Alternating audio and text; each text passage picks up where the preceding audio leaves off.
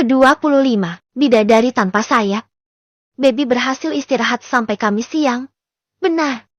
Walau dia tak suka dengan apa yang akan terjadi, dia akan tetap hadapi ini secara gentleman. Woman ya. Kan dia sudah jeti wanita seutuhnya. Duh. Ustadz Hamad atau Mas Hamad sudah berangkat ke pondok sejak pagi. Setelah memberi baby sarapan, dia berangkat lagi mengajar. Sementara baby tidur di kamar itu. Ia sudah bersiap, lalu mengunci pintu rumah, menyembunyikan kuncinya di atas pintu. Persis di angin-angin pintu. Sesuai dengan perintahnya juga sih. Ia berangkat dengan tekad bulat dan kesabaran penuh. Semoga saja hari ini berlalu dengan cepat. Amin. Ia berjalan terus sampai ke musyola. Ia tak sempat lagi makan siang, nanti ajalah. Setelah ini. Toh dia tadi sarapannya agak telat. Jam 9:30, perutnya masih kenyang. Tiba di musyola keadaan sudah ramai, dan baby masuk sambil celingak-celinguk. Ia mendapatkan sosok Dija di tengah keramaian, lalu melambai sebelum ia duduk di ujung. Ustazah Istisfa. Ini kambingnya udah dateng. Teriak Dija kencang banget, sambil menunjuk ke baby. Suak kali si Dija. Oh iya, baby. Baby ada. Baby. Ayo ini giliran kelompokmu nih. Ucap Ustazah dengan lembut. Siem, umpat baby dalam hati. Si Dija kok jahanam begini si jeti temen. Pakai manggil kambing segala. Walau perannya emang jeti kambing. Tapi mbok ya. Ia berdiri dengan sabar. Melirik sadis ke Dija yang sekarang cengar-cengir gak ada dosa. Sudah ia berikan side eyes yang bombastis. Tapi dia gak nyadar. Bless. Sungguh terlalu kau jah. Pertunjukan itu berlangsung. Dengan Anissa membacakan apa yang terjadi dalam bahasa Arab. Dia sebagai Nabi Ibrahim. Sementara Aisyah kini jeti Nabi Ismail. Aisyah kini kepalanya sudah dimiringkan dan ia membulatkan tekad kepada ayahnya. Jikalau ini memang perintah Allah, lakukanlah ayahku. Ucap Aisyah dalam bahasa Arab. Lalu saat pisau-pisauan yang gak tahu dapat dari mana itu mau didekatkan ke leher Aisyah munculan sebuah firman yang lagi-lagi dibacakan oleh Anissa. Lalu sosok Aisyah berganti jeti baby. Dan kalimat pertama yang diucapkan, dan satu-satunya juga adalah embik. Lalu pertunjukan selesai. Drama habis. The baby bangkit dari posisinya dengan wajah asam. Ngeselin si Dija. Dia duduk persis di samping Dija dan mencubit pahanya sampai melintir. Keren banget aktingmu, Beb. Alami dan penuh penghayatan. Ucapnya dan baby sekali lagi melintir di cubitannya. Membuat Dija seperti penyanyi aliran rock yang suaranya meninggi dan melintir. Mereka ada di sana setelah tim terakhir. Dengan sabar dan sedikit terhibur juga mereka menonton sampai habis pertunjukan demi pertunjukan. Ya karena ini di pelataran musyola. Jeti gak mengganggu yang mau sholat. Karena kebanyakan juga udah pada jamaahan sih sebelum ini. Cukup menghibur. Gumam baby Miles. Jah. Anterin ke kantin yo. Lapar. Belum makan siang. Oh iya Beb. Kamu tuh kemana sih? Katanya dipindah ke UKS. Aku cariin kok gak ketemu. Dipindah ke klinik. Panas sungguhan guys. Balas baby sekenanya. Mereka sudah jalan ke arah kantin. Tapi di tengah jalan tiba-tiba saja langkah mereka berhenti. Ada dua pria sedang bicara serius di tengah jalan. Dan mereka sudah berusaha menghindar. Tapi kadung ketahuan duluan. Keduanya berhenti bicara dan dua-duanya juga menatap ke arah baby dan Dija. Ya terpaksa mereka menyapa. Sambil tersenyum terpaksa. Misi Ustadz Saleh. Misi Ustadz Hamad. Ucap Dija sambil menunduk lalu berputar nyari jalan lain.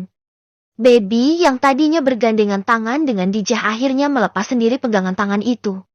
Ikutan menunduk dan menyapa dalam diam. Kalian dari mana? Bukannya sekarang jamnya diniyah? Ketus Ustadz Hamad. Dih nih orang. Duo personality banget dah. Keluh baby dalam hati. Oh, mereka ini habis tampil Ustadz. Ini sih baby jeti kambingnya Nabi Ibrahim ya Beb? Tanya Ustadz Saleh dengan tenang dan ramah. Wajah itu. Kenapa dari wajah yang ramah dan sabar itu bisa terlontar kalimat semacam itu sih? Keluh Baby Masam duluan. Ia melirik ke suaminya, yang seperti menahan tawa. Ketawa sana. Tawa dah. Gih. Sana. Ketusnya kesal. Iya Ustadz. Sudah selesai. Alhamdulillah. Permisi. Saya mau ke kantin. Belum makan soal nih. Ucap Baby melirik ke arah Ustadz Hamad yang sepertinya baru sadar. Dia belum beliin makan siang. Udahlah. Yang penting udah sampai kantin. Baby berhasil sampai di kantin dan dia memesan makanan full course. Mie ayam dan nasi. Edu nemang. Si Dijah aja baca istighfar berulang kali. Katanya dia malu dengan kelakuan temannya yang kalap dan rakus. Malu aneh. Kalap bener kayak nggak pernah makan aja. Keluhnya dan Baby cuek bebek. Makan aja seenak hatinya. Lapar beneran kok. Lapar. Abis jeti kambing sembelihan. Selamat gak jeti disembelih. Ucapnya kesal dan ngamplok aja tuh mie ayam campur nasi. Di kantin ini ada beberapa yang jualan makanan seperti bakso, gado-gado, dan mie ayam. Si Dijah bisa-bisanya ngakak dan terdengar sampai keluar. Membuat Baby mendelik kesal. Puas bener kayaknya orang-orang ini. Bentar lagi UTS tahu. Udah belajar ente? Tanya Dijah setelah makanannya habis. Belum. Perasaan baru aja mulai. Masa udah UTS aja? Lah gitu emang. Gak nyampe sebulan ada UTS. 3 bulannya lagi UAS. Mamam. Ya pasrah aja nasib. Keluh Baby yang kini nasinya sudah habis. Lalu ia minum teh hangat yang dipesan. Itu. Ustadz Hamad sama Ustadz Saleh awet aja ngobrol. Ngobrol? Diskusi apa ngegosip sih? Lama bener. Curiga aneh mereka ngegosipin kita. Gumam Dijah sambil ngelirik dan Baby cuma bisa ngakak dengan kelakuan temannya itu. Mereka kembali ke asrama. Dan melewati 2 orang itu lagi. Baby menunduk, tapi sempat menangkap tatapan mata suaminya yang mengekori langkahnya. Tahu gak sih? Gus Hanan beneran mau dijodohin sama Ning Melati dari pondok di kota. Ucap Sinta, salah satu teman mereka di asrama. Ho, pernah dengar sih. Katanya Ning Melati itu yang pernah ngalahin Ning Ningrum di lomba cerdas cermat ya. Tanya Baby. Ya memang dia pernah mendengar nama itu tak lama ini. Maklum aja sih, karena Gus Hanan itu idola semua umat. Jadi apa yang berhubungan dengan Gus Hanan ini akan jadi bahan pembicaraan semuanya. Apa? Mai Hanan? Dijah memegangi dadanya dengan dramatis. Lalu bagaimana aku bisa napas di sini? Bagaimana aku bisa hidup kalau dia menikah dengan perempuan lain? Bagaimana aku bisa melihat kalau perhiasan mataku diambil orang? Ucapnya ngedrama. Ya Dijah biasa deh kalau mulai ngereo. Ya gak bisa napas. Pakai oksigen jah. Gak bisa hidup ya namanya mati suri. Gak bisa ngelihat pakai kacamata. Kok rempong? Celetuk Baby. Sementara Dijah masih duduk dan memegangi dadanya. Seperti orang sakit hati akut. Drama sampai malam datang. Adalah Dijah dan beberapa anak lainnya yang ngegalau. CKK. Lucu juga kalau dilihat. Orang gak ada pengumuman resminya gitu loh. Kok udah galau duluan? Jumat pun datang seharusnya ini adalah hari yang free. Bebas dan santai. Karena aktivitas mereka hanya sedikit mulai pagi harinya.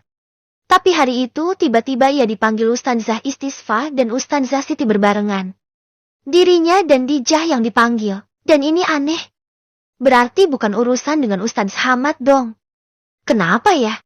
Gak mungkin kan kita ini dipanggil karena bikin masalah bersamaan. Aku baik-baik aja kok jadi orang. Kamu palingan beb. Makanya jangan nakal-nakal apa.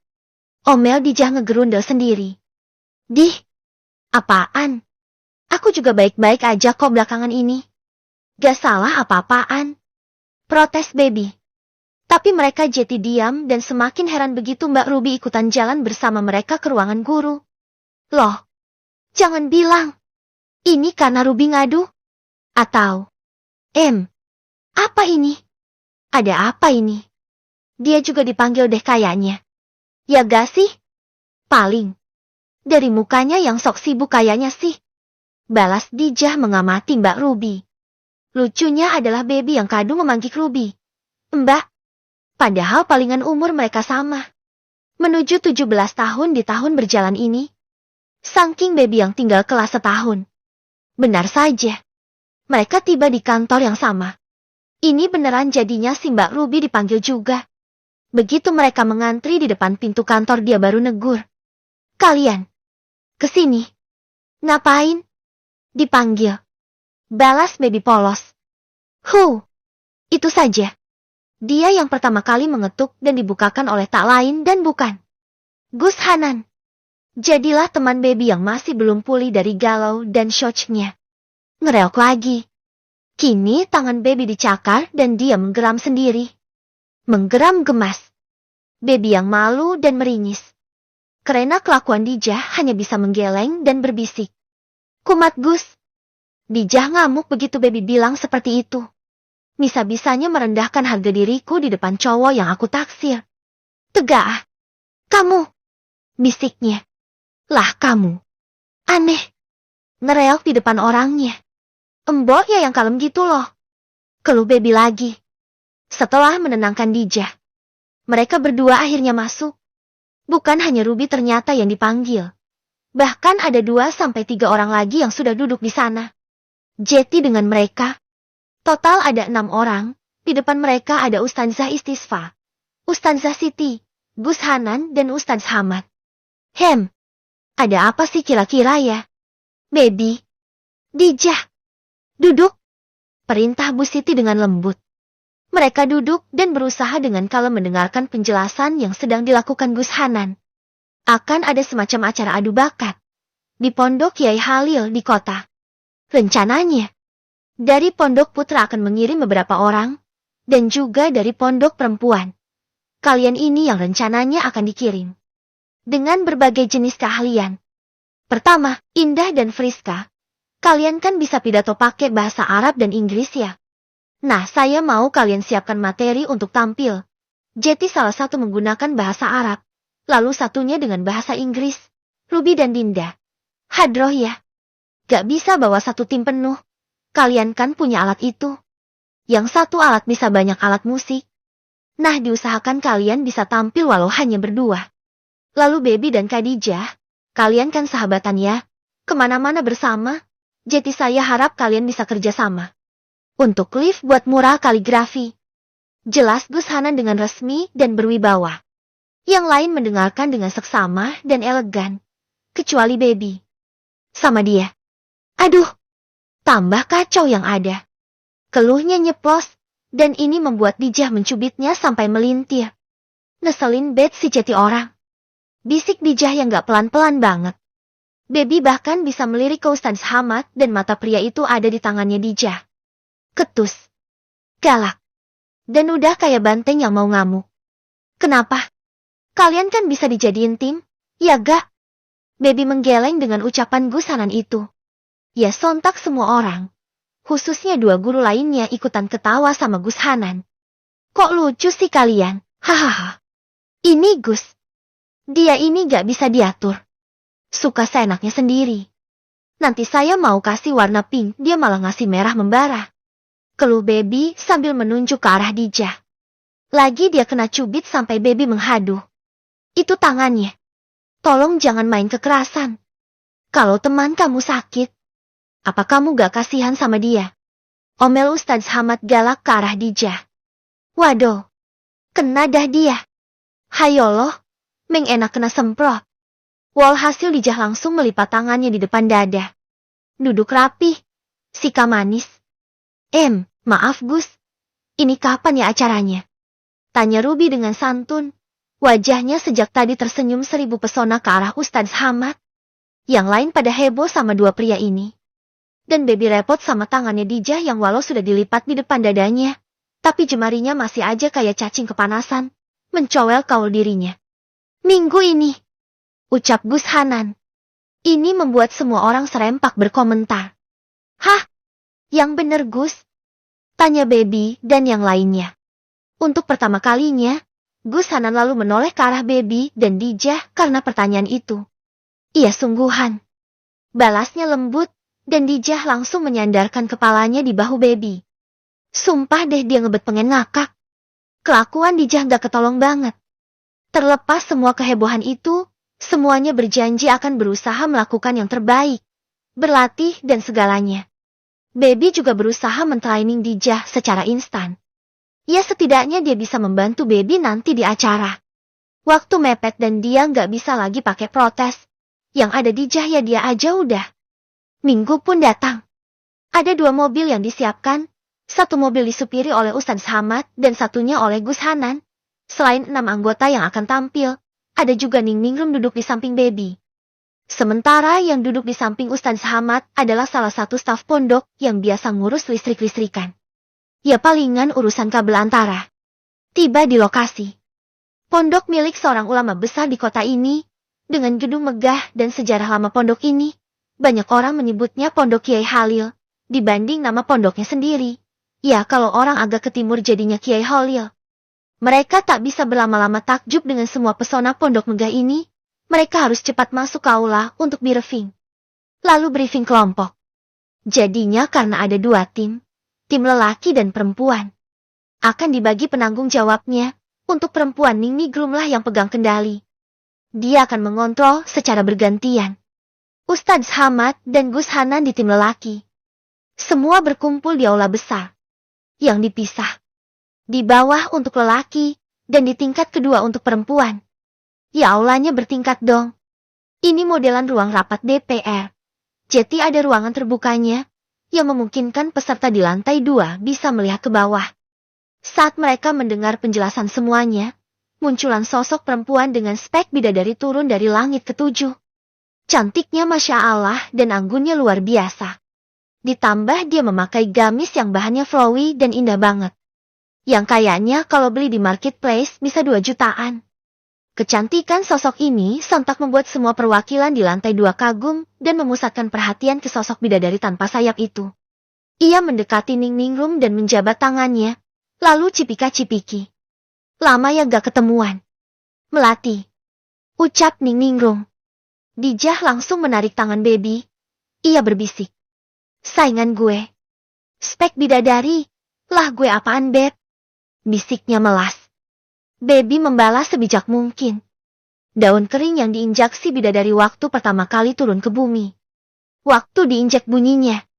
Crash. Gitu. Balasnya berbisik. Sekali lagi dicubitnya baby sampai melintir. Oh.